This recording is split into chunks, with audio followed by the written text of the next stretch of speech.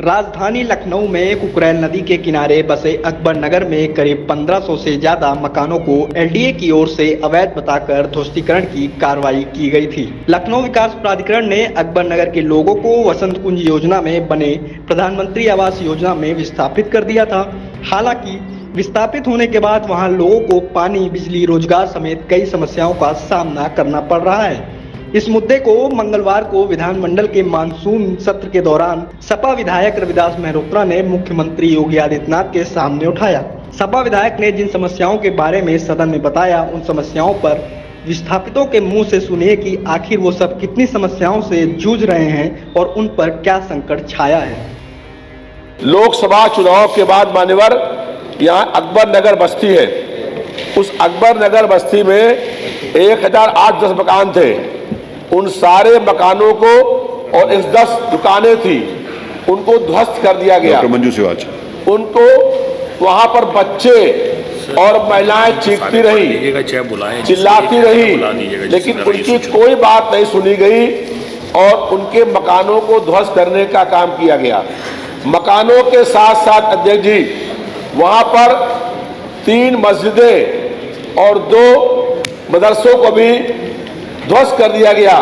और यही नहीं मान्यवर, वहां पर 6 बहुत प्राचीन मंदिर थे जो सरकार मंदिर के नाम पर जनता से वोट मांगती है। उसी सरकार ने अकबर नगर में 6 प्राचीन मंदिरों को भी ध्वस्त करने का काम कर दिया और उन लोगों को अकबर नगर से उजाड़ करके बसंत कुंज कॉलोनी में मकान दिए गए और अब उन लोगों से 4,80,000 रुपए मांगे जा रहे हैं। इसलिए आप ये मत पूछिए कि मेरे घर का चूल्हा कैसे जल रहा है।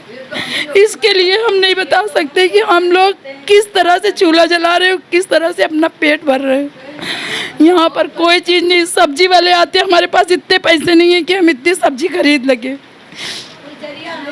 कोई जरिया नहीं है। हम लोग सिलाई काम करते थे, घर में तो करते थे, दुकान रखे थे, सिलाई करते थे। यहाँ सब अपने परेशान है कि कौन हमसे कपड़े सिलाने आएगा, कौन हमसे कहेगा कि हमारे कपड़े सिल दो, हमारा काम चलेगा। आज के सबके तो भूखे हैं, सब प्यासे हैं, कहाँ से करेंगे। हमारी दुकान चली गई है, हमारा घर चला गया है। बताइए, अब हम लोग रोड पे आ गए, अब हम लोग कहाँ जाएंगे। ताकि कम से कम रोजी रोजगार तो कर सके।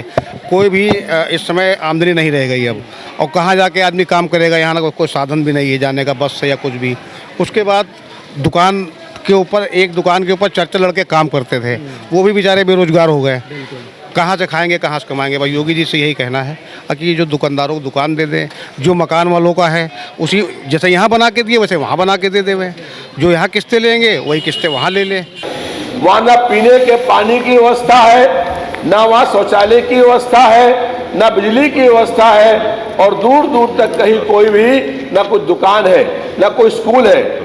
इतनी परेशानियां हैं। यहाँ लाइट नहीं आती, पानी गंदा आता है। और हमारे अकबर नगर को हमको यही है कि भैया हमारा अकबर नगर हमको वापस दे दे मोदी भैया, बस। और हमें कुछ नहीं चाहिए। हमारी रोजी रोटी वही थी, बच्चों की पढ़ाई लिखाई वही थी, सारे बच्चे जुदा हो गए। हम मस्जिद मंदिर हमारा दे दे वापस, जहाँ हम रहते थे हमको वही दे दे बस, और हमें कुछ नहीं चाहिए। यहाँ हम लोग बहुत दुखी हो गए, बहुत परेशान। हालात हम लोग के बहुत बिगड़ गए, इसलिए ना तो यहाँ पर कमाई है, ना कोई काम है, ना धंधा है। बच्चों की पढ़ाई अलग चौपट हो रही। हमारी लड़की में पढ़ रही है, वो उसकी पढ़ाई चौपट हो गई, बैठी हुई घर के अंदर। बच्चियाँ बैठी हुई, जब पैसा नहीं होगा, फीस नहीं दे पाएंगे तो हम लोग कैसे पढ़ाएंगे, क्या करेंगे। पेट भरेंगे बच्चों का कि दवा लाएंगे कि पढ़ाई करवाएंगे, कैसे क्या करेंगे, कुछ नहीं हो पा रहा। यहाँ पे हम लोग बहुत दुखी हैं। दिन दिन लाइट नहीं आती, वो पसीने में तर रहते, रात भर सो नहीं पाते हम लोग। देखो टंकी खुली है, पूरा गंदगी पानी पी रहे हैं न। बताओ, हमारे बच्चे बीमार हुए, हम क्या करबे, कहाँ से पैसा लेबे। आदमी विकलांग है, लड़का विकलांग, 18 आदमी परिवार है, एक कमरा। बताओ कैसे रही। बच्चे 4 शादी करने वाले हैं, शादी करबे कहाँ रखबे हम। अकबर नगर के अंदर 500 बच्चे पढ़ते थे एक हाई स्कूल में, उस स्कूल को भी तोड़ दिया गया और वो अब बच्चे वहाँ पढ़ भी नहीं पा रहे हैं। जब यहाँ पर स्कूल ही नहीं है तो पढ़ने कहाँ जाएंगे? 2, 3, 5 किलोमीटर दूर पर स्कूल हैं। इन लोगों के साल बर्बाद हो चुके हैं क्योंकि वहाँ पर एडमिशन था, यहाँ पर कोई स्कूल है नहीं सरकारी।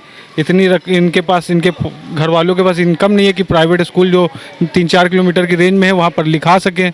इनका भविष्य बर्बाद हो गया। अब पता नहीं कब यहाँ 2, 4, 5 साल में स्कूल आए तब इनका फ्यूचर बने, और तो जब तक तो इनका फ्यूचर ख़राब ही हो जाएगा क्योंकि पढ़ ही नहीं पाएंगे ना। फिर ये ठेला रिक्शा यही चलाएंगे और क्या करेंगे। को पसंद कुछ कॉलोनी में मकान दिए गए हैं और जो मकान दिए गए हैं वहाँ कोई व्यवस्था नहीं है, और इसके कारण से 16 जुलाई से लेकर के अभी तक वहाँ 13 लोगों की मौतें हो गई हैं। लगातार वहाँ मौत हो रही है। बसंत कुंज में कोई बाउंड्री वाल नहीं है। जब से 1 महीना हो गया हम लोग को पूरे बस्ती को कॉलोनी में आए, कम से कम अटैक से इंसान कम से कम यहाँ मरे होंगे तो 10 लोग मरे हैं। एक तो कच्ची मौत मरे, फांसी लगा के मरे, एक कल थे छत से गिरा उसका वो मरा, और मतलब अटैक से मरे। और यहाँ मतलब यहाँ के मट्टी के वहाँ जाते हैं निषादगंज, और एक लड़की का रेप हो गया। सबसे बड़ी बात तो ये है वहाँ पर पीने के पानी की टंकियां लगी हुई हैं, उन टंकियों में कचरा भरा हुआ है और उसी में पानी लोग पीने के लिए मजबूर हैं। लाइट वहाँ पर आ नहीं रही है, कोई स्कूल वहाँ पर है नहीं।